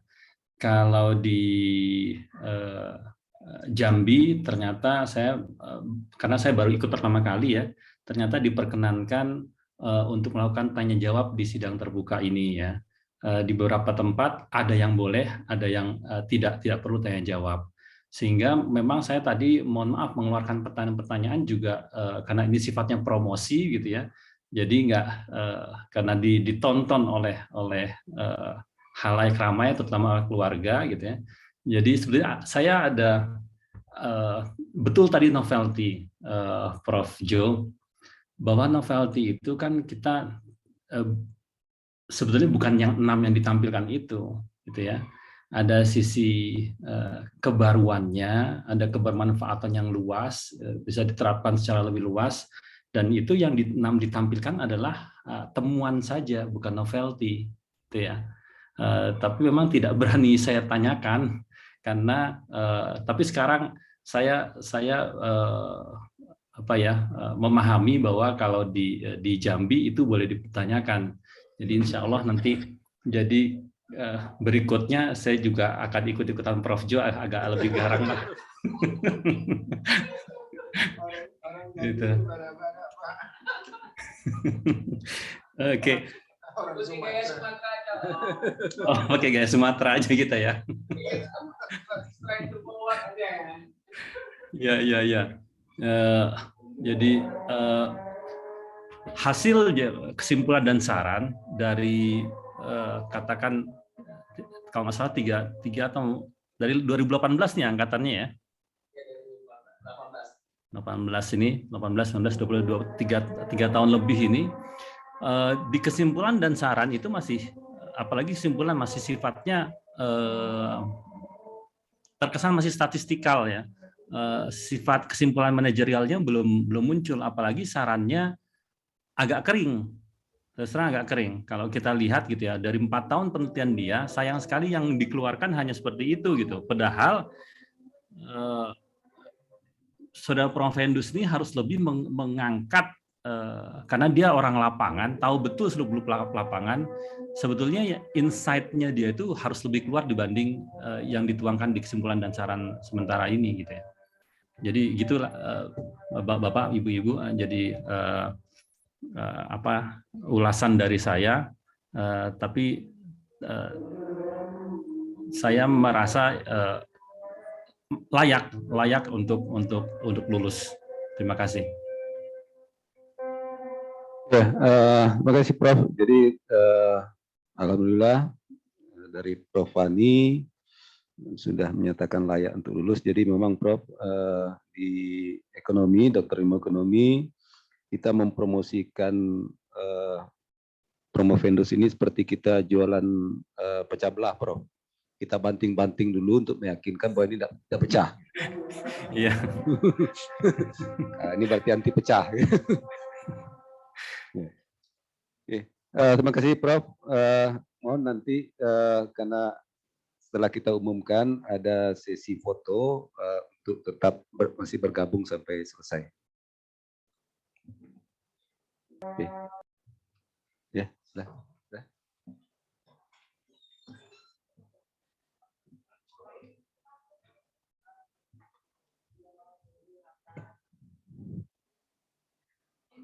Penyampaian hasil ujian oleh Ketua Sidang. Promovendus dipersilahkan memasuki ruang sidang.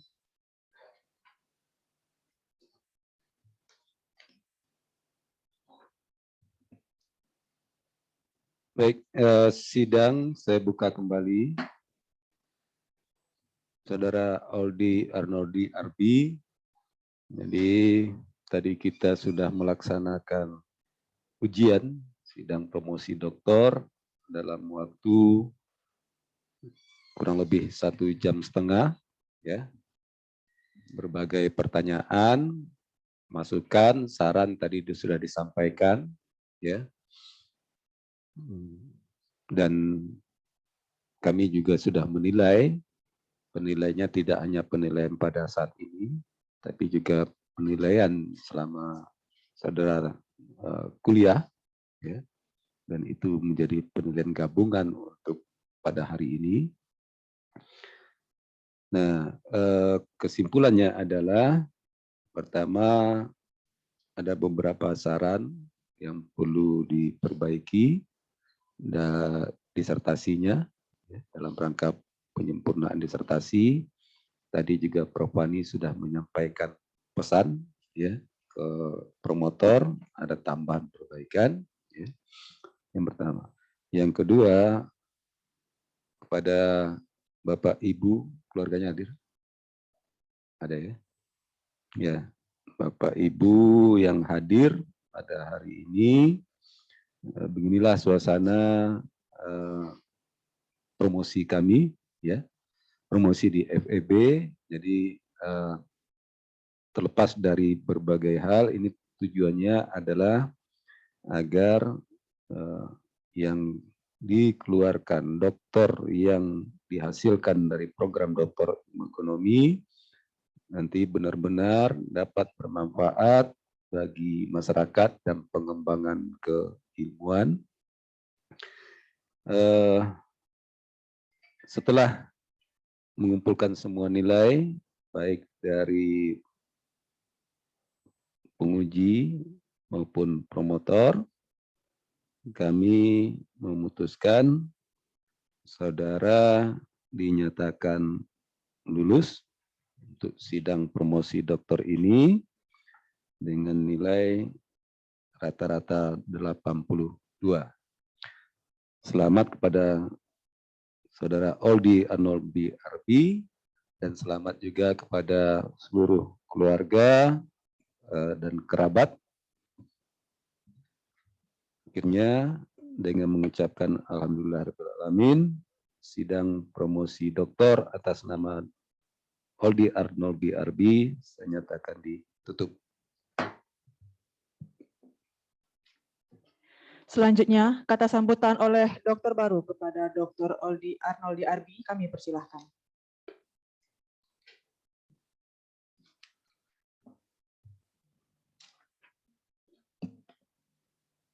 Syukur alhamdulillah penulis panjatkan kepada kehadirat Allah Subhanahu wa taala, berkat rahmat dan hidayahnya penulis dapat menyelesaikan disertasi ini.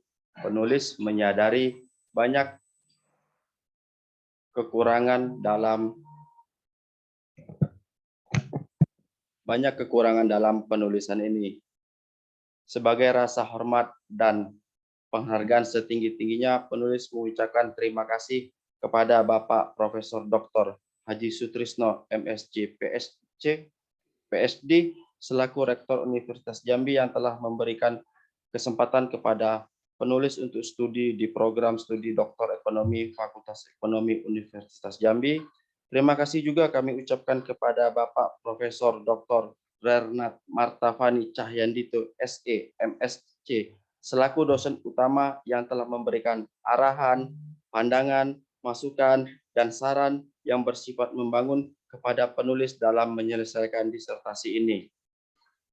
Terima kasih juga kami ucapkan kepada Bapak Dr. Junaidi, SE, MSI, selaku Ketua Tim Penguji Disertasi yang telah memberikan perbaikan, arahan, wawasan, saran, dan ketegasan dalam menulis disertasi kepada penulis. Terima kasih juga kepada Bapak Profesor Dr. Johannes, SE, MSI, selaku Ketua Program Studi Doktor Ekonomi Universitas Jambi, sekaligus promotor yang telah memberikan motivasi yang menginspirasi, merangsang kecerdasan, pengaruh yang ideal, dan rasa tanggung jawab kepada penulis untuk menyelesaikan disertasi ini. Juga terima kasih kepada Bapak Dr. Andes Edward, MS, selaku Kopromotor 1, yang telah membimbing, memberikan pengetahuan luas tentang tipe kepemimpinan, budaya organisasi, dan perilaku di luar peran ekstra seperti menolong, sportif, santun, dan rasa hormat serta semangat kepada penulis dalam menyelesaikan disertasi ini. Terima kasih juga kami ucapkan kepada Ibu Dr. Sofia Amin, SE, MSI, selaku Kopromotor 2 yang telah membimbing dan memberikan nilai-nilai komitmen, rasa percaya diri, membangun kemampuan diri, serta daya tahan dalam menyelesaikan permasalahan dalam penulisan. Terima kasih juga kami ucapkan kepada Bapak Dr. Haji Zamzami, SE, MSI, anggota tim penguji disertasi yang telah memberikan bimbingan dan dorongan tentang penguatan pengetahuan teori dan model pembahasan yang luas kepada penulis dalam membuat disertasi. Terima kasih juga kami ucapkan kepada Bapak Dr. Andes Sarmadi Yakob, MBA, selaku anggota tim penguji yang telah memberikan bimbingan tentang teori utama dan teori pendukung dalam melakukan suatu penelitian dan membimbing penulis dalam tata cara penulisan sehingga mudah dibaca bagi pengguna. Terima kasih juga kami ucapkan kepada Bapak Dr. Tona Aurora Lubis, SEMM, selaku anggota tim penguji yang telah memberikan bimbingan agar ilmu yang diperoleh bisa memberikan manfaat kepada banyak orang dan memberikan pandangan filsafat ilmu untuk mensikapi fenomena dan nomena dalam penulisan disertasi ini. Akhirnya kami juga mengucapkan terima kasih banyak kepada rekan mahasiswa program Doktor Angkatan 5 yang telah memberikan motivasi semangat kepada penulis untuk menyelesaikan tulisan ini. Semoga hasil penelitian ini dapat memberikan manfaat kepada pihak yang menggunakannya. Semoga Allah Subhanahu wa taala senantiasa memberikan rahmat dan hidayah kepada kita semua. Amin, amin, amin ya robbal alamin.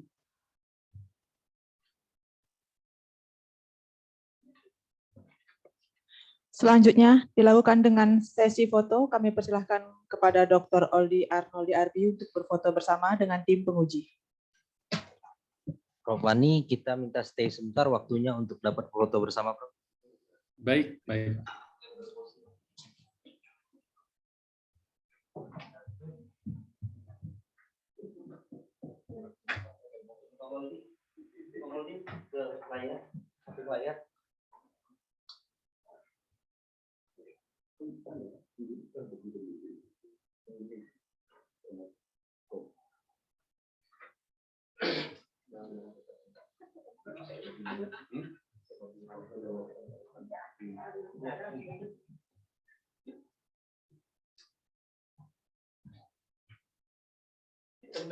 Ya, satu, dua, tiga, bebas, Bapak. 1, 2,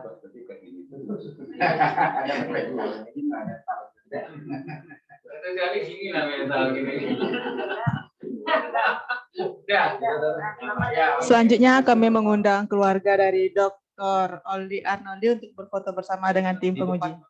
Prof. Wani, terima kasih Prof. Wani. Kami izin live, Prof. Wani. Terima kasih banyak Bapak Ibu sekalian.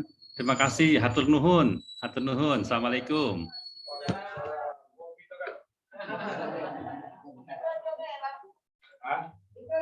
Yo, gitu kan.